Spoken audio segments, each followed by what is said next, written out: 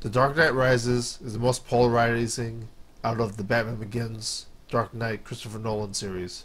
It comes after one of the highest grossing films of all time in The Dark Knight, an Oscar nominee, a film that was praised, the whole Heath Ledger death, etc. A film that makes a lot of references to the Bush era, especially with that ending. I like to start about how the film makes references to other entries in the series, including The Dark Knight, which I'll get into. Batman begins as orphans, so this is The Dark Knight. On the plane, Bane asks, "Have we started the fire?" Bane responds, "The fire rises." The fire rises. The Joker starts several fires in The Dark Knight. I like how they reference fire. Fire is like chaotic. Chaos is something the Joker mentions. It's red, and there's a lot of blood, and associated with danger. Something that someone from the Middle Ages or the Medieval Ages or even a caveman can understand. It starts at the beginning of the film too. Have we started the fire? They started the fire.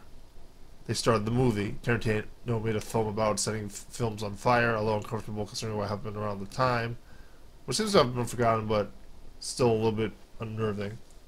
And interestingly enough, it has to do with well, I'll get into that a little bit. There's a whole thing about fear in both The Dark Knight and The Dark Knight Rises, and in this one there's more pain. Planes, armies, CIA, like there are all these targets in the film that Bane makes with planes, armies, CIA, family, marriage, the rich, stock exchange, American crime, corporations, American sports, anything bigger than football. And that's gotta be intentional. Technology, fights, skyscrapers. There's a lot of references to stuff that you'd be worried about when studying your counterterrorism book, and I won't get any farther than that. There's a reference to the CIA and Talia as a spy, Stryver from Daggett Industries.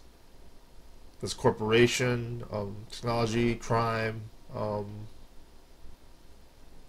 to mention that he ends up showing. I wonder if Legendary Pictures purposely did that when they put him in Pacific Rim, a Legendary Pictures collaboration with him about nuclear weapons in the form of monsters.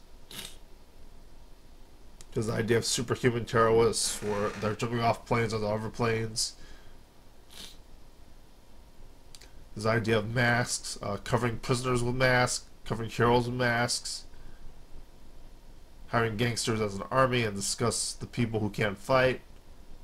You're discussing people, the people, but most of these people are just, I don't know, voters maybe, or people who are just too scared to fight, stuff like that.